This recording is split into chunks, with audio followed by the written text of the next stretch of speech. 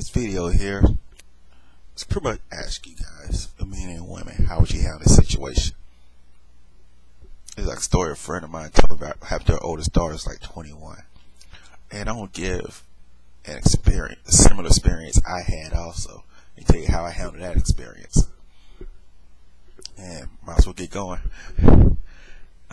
She was like, my oldest daughter called me about an hour ago crying. She said she and her best female friend were driving, and her oldest daughter's boyfriend was in the back seat. There was a car full of guys following them, and her friend got scared. They pulled into an open parking lot and backed into a parking space. And that car pulled in front of them so they could not get out. There were 5 guys that jumped out of the car. They came up trying to holler. My daughter said they looked like thugs. Anyway, to make a long story short, my daughter said my man is right here. Dude said, so I capped niggas and he kept talking. Then later said, take my number. My daughter said her phone was dead. So he said forcefully write it down. She did take the number. The guys left. But after they left, she threw the number away. And now her man is pissed. He said she should never have taken the number. And any woman that can't say no to another man doesn't need to be in a relationship. My daughter said she was scared to say no. She called me crying, saying she was scared, but took the number to defuse the situation. She could have refused and all hell broke loose. She did the right thing to me.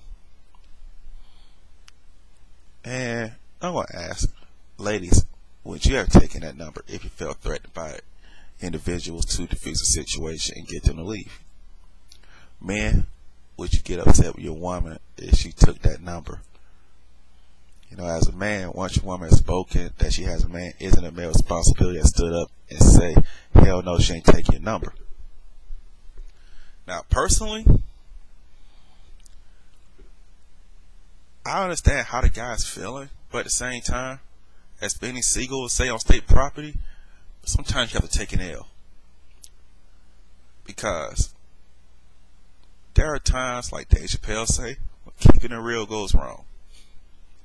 Yeah, he may feel like a punk, but at the same time, being quiet was the best thing, because these young cats nowadays are shooting for anything, just prove how hard they are. So best just take it, let her take it, throw it away, and move on.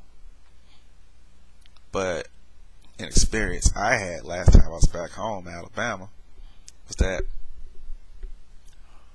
every time I go home, I always take my best friend and her cousin. We always get something to eat.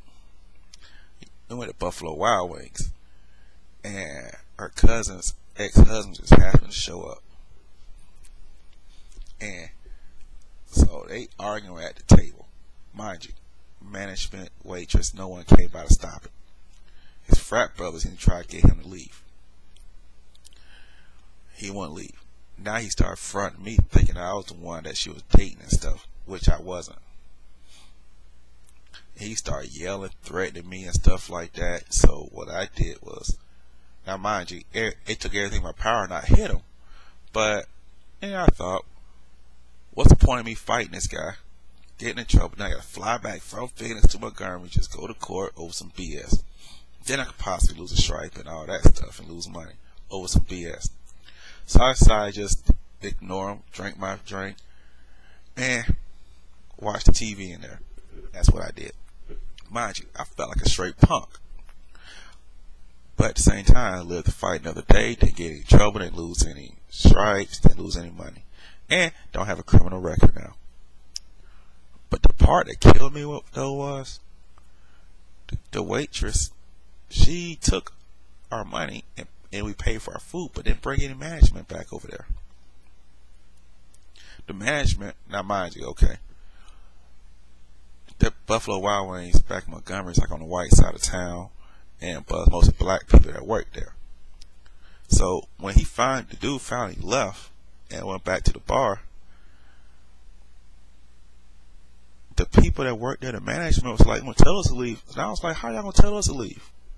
We were eating our food, having a couple of drinks, tripping out, not bothering anybody, And this guy came over here and started stuff with us. I don't even know the cat.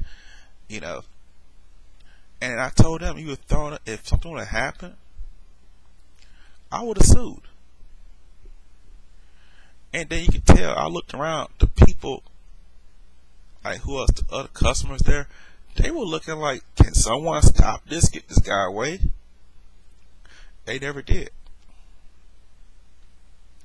So I told them that, hey, if he would have hit me and I got in a fight, I would have sued this place. And y'all would have lost your jobs. Simple as that. Because y'all didn't do what management's supposed to do, diffusing situations. Instead, y'all sat in the back like typical black people do and go around saying stop snitching. But anyway, so I could see how that young guy feels because, hey, I felt that way, but at the same time, like I said before, sometimes you gotta take an L. Sometimes keeping it real goes wrong. And that you live to fight another day. Y'all take it easy. And, feel free to leave comments, videos, sponsors, whatever. Alright, later.